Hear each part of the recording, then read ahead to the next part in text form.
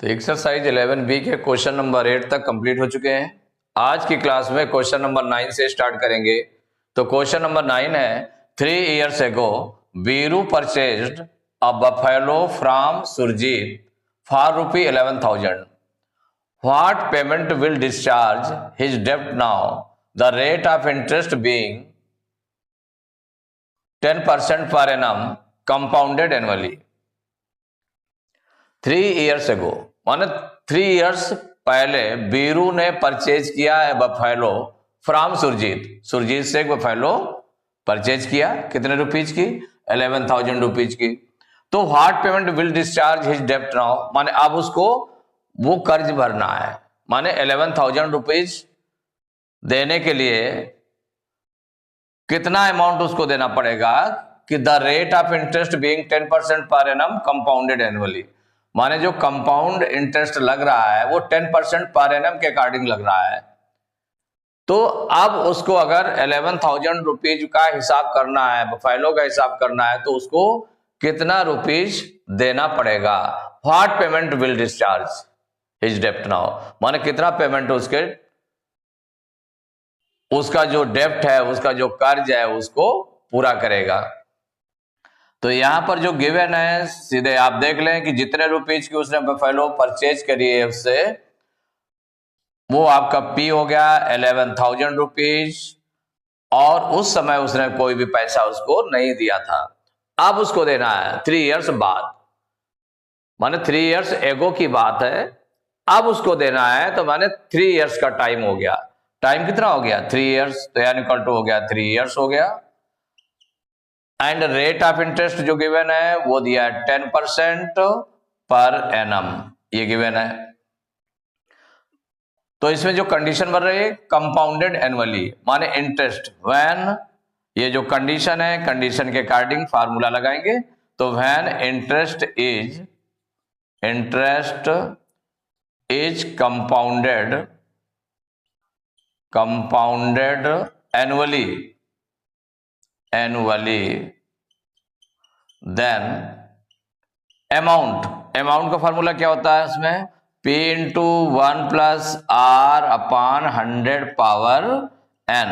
Value put करेंगे तो P की वैल्यू है 11,000, तो 11,000 इंटू 1 प्लस रेट गिवन है 10, तो 10 अपॉन 100 पावर टाइम कितना है? 3 है, तो 3 पावर 3 हो गया। देखिए जीरो से ये जीरो कैंसिल हो गया, तो 1 प्लस 1 अपॉन 10 ब्रैकेट में आया। इसको सॉल्व कर लें तो 11,000 इंटू माने 10 बन जा 10, 10 में 1 प्लस करेंगे तो 11 अपॉन 10 आ जाएगा पावर 3। अब 11 अपॉन 10 पावर 3 को ओपन करेंगे तो हो जाएगा 11,000 इंटू, इसको 3 टाइम्स राइट करेंगे 11 upon 10 into 11 upon 10 into 11 upon 10। अब देखिए ये 3 जीरो है नीचे, 10 के 3 जीरो है ना, 1 2 3, ये 3 जीरो इससे कैंसिल हो गए 11,000 से, तो 1 2 3 कैंसिल हो गए। अब देखिए 11 क्या बचा आपका? 11 इंटू 11 इंटू 11 इंटू 11, ये बच गया। अब 11 से 11 में मल्टीप्लाई करें तो 11 जा कितना हो गया? 121 हो जाएगा, इंटू और लास्ट के 2 11 से मल्टीप्लाई कर दीजिए तो 121। अब 121 और 121 का मल्टीप्लाई कर लें, कितना आ जाएगा? 121 इंटू 121 मल्टीप्लाई करेंगे तो देख 1 से मल्टीप्लाई करेंगे तो 1 1 जा 1, 1 2 जा 2, 1 1 जा 1। अब 2 से तो 2 1 जा 2, 2 2 जा 4, 2 1 जा 2। फिर 1 से तो यही आ जाएगा 1 2 1, ऐड कर लें तो 1 2 2 4, 4 1 5 1 6, 2 2 4 1, तो कितना आ गया? 14,641, 14,641 रुपीज। माने वो जो रुपीज था 11,000, उसका अमाउंट कितना बन गया 3 इयर्स के बाद में? ये बन गया 14,641। इसका मतलब इतने रुपीज देकर उसको अपना डेब्ट कर्ज जो है उतारना पड़ेगा। तो what payment will discharge his डेब्ट नाउ, तो माने इतना पेमेंट, तो आंसर में राइट कर लेंगे। आंसर हो जाएगा 14,641 rupee will discharge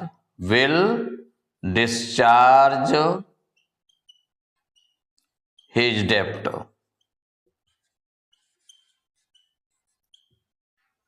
उसको अपने कर्ज को भरने के लिए कितने रुपीज देना पड़ेगा? 14,641 रुपीज।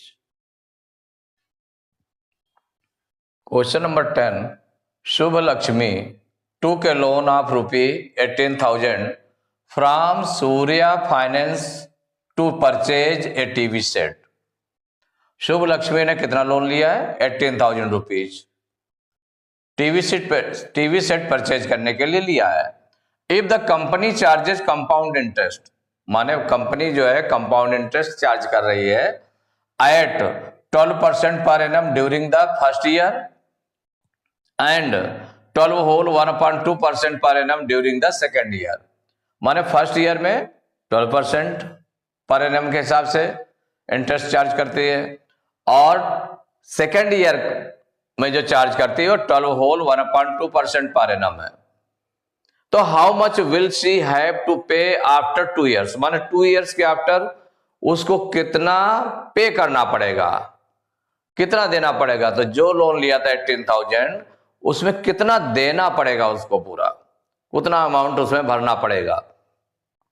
तो इसका मतलब हमें क्या निकालना है? अमाउंट निकालना है इसका। तो जो अमाउंट निकालना है तो उसमें जो गिवन है उसको राइट कर लेते हैं सबसे पहले।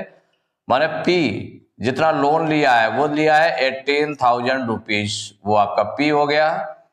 और इसमें जो टाइम दिया हुआ है, टाइम कह दे या एन कह दे तो एन दिया हुआ है 2 years। इसी को हम टाइम भी बोल सकते हैं। क्या बोल सकते हैं? टाइम। जो टाइम दिया वो 2 years दिया हुआ है। और इंटरेस्ट, रेट ऑफ इंटरेस्ट क्या गिवन है? रेट ऑफ इंटरेस्ट 2 तरह से दिया हुआ है। Rate of interest for first year, rate of interest for first year. देखिए फर्स्ट ईयर के लिए रेट ऑफ इंटरेस्ट है 12% पर एनम, ये गिवन है, जिसको हम बोलेंगे R1। जो फर्स्ट ईयर के लिए जो रेट ऑफ इंटरेस्ट लगा है वो है R1 है। इसको राइट कर सकते हैं यहां पर, ये आपका हो गया R1 हो गया। तो मींस R1 इक्वल टू हो गया 12% पर एनम, ये हो गया। और जो rate of interest for second year, rate of interest for second year, इसको क्या बोलेंगे? इसको बोलेंगे R2। ये गिवन है 12/1/2% पर एनम। इसको इम्प्रॉपर फ्रैक्शन में चेंज कर लेते हैं तो R2 इक्वल टू हो जाएगा 12×2 = 24 125/2% पर एनम। देखिए 2 डिफरेंट रेट्स हो गए, डिफरेंट ईयर्स के लिए डिफरेंट रेट्स है। तो इसमें जो फॉर्मूला यूज होगा अमाउंट निकालने के लिए, तो जो कंडीशन है, तो कंडीशन क्या है? When the interest is compounded annually,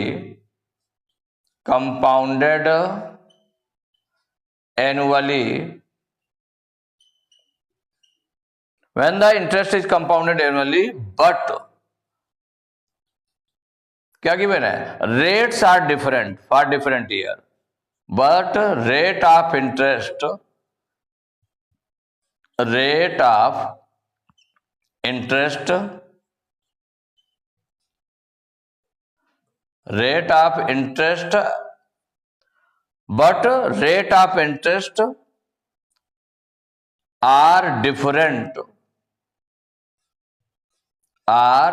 different for different years,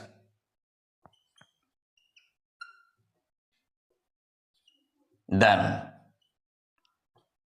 माने इसमें कंडीशन क्या दी हुई है? When the interest is compounded annually but rates are different for different year, या rate of interest are different for different years. Then amount का formula क्या use हो जाएगा, तो ए इक्वल टू हो जाएगा P इंटू 1 प्लस, फर्स्ट देखिए bracket में 1 plus R1 upon 100 power n अगर हो जाता, लेकिन टाइम क्या है इसका 1 ईयर के लिए है, R1 जो रेट लगा है 1 ईयर के लगा है, तो सीधे यही ब्रैकेट में हो गया 1 प्लस R1 अपान 100। इसके नेक्स्ट ब्रैकेट में होगा 1 plus R2 upon 100, 1 plus R2 upon 100। 1 year के लिए है तो इसमें पावर कोई नहीं लगेगी,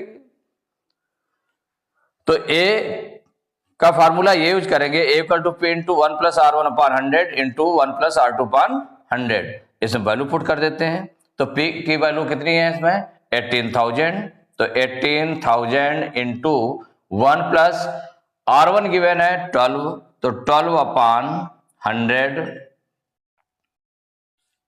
नेक्स्ट ब्रैकेट में 1 प्लस, इसमें जो R2 गिवन है 25 अपान 2 है, तो ये हो जाएगा 25 अपान 2 और अपान में 100 भी है, अपान में इसके 100 भी है। देखिए R2 के प्लेस पर हो गया 25 अपान 2 हो गया, तो अपान में 2 नीचे आ गया, और नीचे आपका इसमें क्या है 100 है, तो ये आपस में इस तरह मल्टीप्लाई लिख दें, तो 25 अपान 2 इंटू 100। अब इसको सिंप्लीफाई कर लें, सिंप्लीफाई कर लें या जीरो ही बना रहने दें, इसी तरह से इसको कर देते हैं। देखिए 25 बन जा 25, 25 4 जा 100, ये आपका हो गया, तो ये बन जाएगा 18,000 इंटू, इसको भी सिंप्लीफाई कर सकते थे, लेकिन जीरो बाद में कट जाएंगे तो उसको सिंप्लीफाई करने की जरूरत नहीं है। यहां देखिए 1 प्लस 12 अपान 100, अगर इसको सिंप्लीफाई करेंगे तो क्या होगा 100 बन जा 100, माने इसको सॉल्व करें तो 100 बन जा 100, 100 में 12 प्लस करेंगे तो 112 अपान 100, ये आ गया। और नेक्स्ट ब्रैकेट में क्या हो जाएगा इनटू ये 1 प्लस 1 अपान 4 2 जा 8, इसको भी सॉल्व कर लेंगे, तो ये आपका आ गया A इक्वल टू 18,000 इंटू ये बना 112 अपान 100 इंटू ये हो जाएगा 8 बन जाए 8 1 9 अपान 8, 9 अपान 8। अब देखिए ये 2 0 से 2 0 कैंसिल हो जाएंगे, तो 1 2, ये 2 0 कैंसिल हो गए। अब 8 से देख लें तो 8 से डिवाइड कर ले इसको, तो डिवाइड हो जाएगा, तो 8 से डिवाइड नहीं होगा 4 से डिवाइड होगा, तो 4 से डिवाइड करते हैं, 4 2 जा 8 और ये डिवाइड हो जाएगा 4 4 जा 16 और 4 5 जा 20, 45 टाइम्स। अब 2 से 112 डिवाइड हो जाएगा, तो 2 1 जा 2 और इसको डिवाइड करेंगे तो 2 5 जा 10, 11 में 10 माइनस करेंगे 1 आएगा, 2 उतारेंगे 12 हो जाएगा, 2 6 जा 12, तो ये इक्वल निकल आया 45 इंटू 56 इंटू 9। अब मल्टीप्लाई कर देते हैं, 45 का 56 में मल्टीप्लाई कर लें, देन 9 में मल्टीप्लाई कर लें, तो देखिए 45 और 56 का मल्टीप्लाई करेंगे, तो कर लीजिए पहले 45 और 56 का मल्टीप्लाई कर दें, तो 6 5 जा 30 की 0 करी 3, 6 4 जा 24 और 3 27, 5 से 5 5 जा 25 की 5 करी 2, 5 4 जा 20 और 2 22, 0 7 5 12 की 2 कैरी 1, 2 2 4 1 5 2, इतना आ गया मल्टीप्लाई करने से इन दोनों का। 9 का और मल्टीप्लाई करना है तो 9 का भी मल्टीप्लाई कर ले, तो 9 0 0, 9 2 जा 18 की 8 कैरी 1, 9 5 जा 45 1 46 की 6 कैरी 4, 9 2 जा 18 4 22, इक्वल आ गया 22,680 रुपीज। ये क्या निकला है, अमाउंट निकल आया। तो उसने कहा how much will she have to pay after 2 years, माने कितना उसको देना पड़ेगा 2 ईयर्स के आफ्टर, तो इतने रुपये देना पड़ेगा। तो आंसर हो जाएगा शी विल हैव टू पे, विल हैव टू पे 22,680 rupees. तो सी विल हैव टू पे 22,680 rupees. तो एक्सरसाइज 11B के क्वेश्चन नंबर 10 तक कंप्लीट हो चुके हैं। नेक्स्ट क्लास में क्वेश्चन नंबर 11 से स्टार्ट करेंगे।